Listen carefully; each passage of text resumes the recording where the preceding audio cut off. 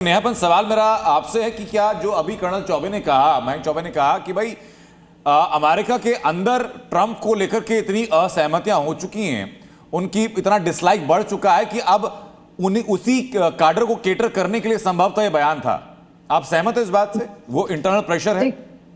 देखिए, internal pressure तो इन पे बहुत ज्यादा है। जो इनका कोर वोटर और जो इनके इंडिपेंडेंट वोटर्स हैं, जिनकी वजह से ये जीते हैं, वो बिल्कुल भी नहीं चाहते थे ये वॉर में पड़े, और ये इसी वजह से जीते थे क्योंकि उन्होंने वादा किया था कि मैं कोई नई वॉर नहीं करूंगा। जैसे ये कह रहे हैं हमने रिजीम चेंज नहीं किया, एग्जैक्टली ये खुद रिजीम चेंज कराने के लिए ईरान की जनता को उकसा रहे थे।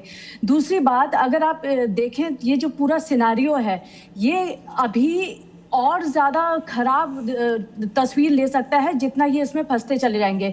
अमेरिकी जनता इनसे बहुत ज्यादा नाराज है। मैं इस बात पे कितना एम्फेसिस कर सकती हूँ उतना करूंगी, क्योंकि अमेरिकी जनता नहीं चाहती है। हम खुद यहाँ पर झेल रहे हैं, इन्फ्लेशन झेल रहे हैं, पेट्रोल के प्राइस यहाँ बहुत ज्यादा बढ़ चुके हैं। आप हमारा मेडिकल आप यहाँ पर मेडिकल की समस्या है, लोगों का हेल्थ केयर कट करके आप यहाँ फंडिंग कर रहे हैं। इजराइल के प्रति जो समर्थन हुआ करता था, आप सोचिए उसमें बहुत ज्यादा नकारात्मकता आ गई है, लोग नेगेटिव में चला गया है इजराइल के प्रति अब लोगों का समर्थन यहाँ। और शायद मुझे लगता है कि नेहा जी, इसलिए जरूरत पड़ रही है डोनाल्ड ट्रंप को अपने कैडर को मजबूत दिखाने की, क्योंकि इलेक्शंस बड़ा पास है और उनको यहाँ पर चुनावी रणनीति जो है वो भी बनानी पड़ेगी। चंचल जी, इजराइल का नाम जब भी आता है, मोसाद का नाम आता है, क्या ऐसा नहीं लग रहा कि इस पूरे युद्ध में अमेरिका का इंटरफेरेंस, या फिर कहें कि जो उकसावे की रणनीति थी जो अमेरिका ने की, उसके बाद इजराइल का नाम, उसमें मजबूती कम नजर आ रही है, मोसाद का नाम कहीं ना कहीं गिर रहा है?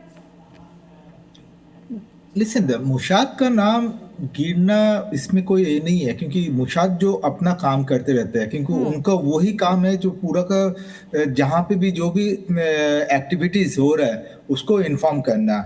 और अभी जो सिचुएशन है उसमें मतलब बहुत सारी चीज है जो, क्योंकि पहले देखिए इजराइल के ऊपर हर दम थ्रेट आ रहा था, जब परमाणु बम करेंगे तो अटैक करेंगे, तो उसके चलते जो है ये अटैक किया गया।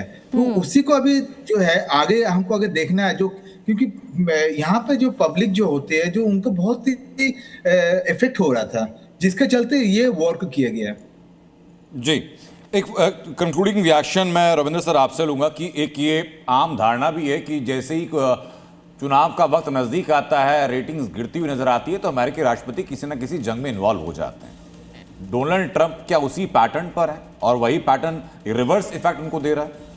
एक्चुअली इंटरेस्टिंग पॉइंट है, यस वो होता भी है, बट इस केस में मेरे ख्याल से ये नहीं कि रेटिंग कम हो रही है इसलिए जंग में इन्वॉल्व हो गया कि जंग जीत के मेरी पॉपुलैरिटी बढ़ जाएगी। ट्रंप उसलिए नहीं, ट्रंप मेरे ख्याल से मिसलीड हो गया। अभी आपने मोसाद की बात करी, मेरे ख्याल से तो इंटेलिजेंस फेलियर है मोसाद का और CIA का एक एलिमेंट पे, क्योंकि इन्होंने एस्टिमेट किया था कि पहली लेयर निकाल देंगे तो सेकेंड लेयर जो आएगी हमसे कोऑपरेट करेगी और सड़कों पे रेवोल्यूशन आ जाएगा, सत्ता पलट जाएगी। ये एस्टिमेट्स थे इनके अपेरेंटली, तभी तो ये गए कि रेजिम चेंज हो जाएगी। तो वो एक छोटा सा एलिमेंट है फेलियर का। दूसरी बात मैं कहूंगा, आप ओवरऑल जो बातें करते हैं ना, नैरेटिव्स, ये सब कहा जाता है ईरान रेजीम भाई वो तो ईरान की गवर्नमेंट है। इसी तरह से अभी कहीं बात हो रही थी American regime, Israeli regime, Indian regime, किसी भी गवर्नमेंट को आप रेजीम कहो तो रेजीम को एक तरह से ब्लैक करके बॉक्स करके ईरान को कॉर्नर कर दिया।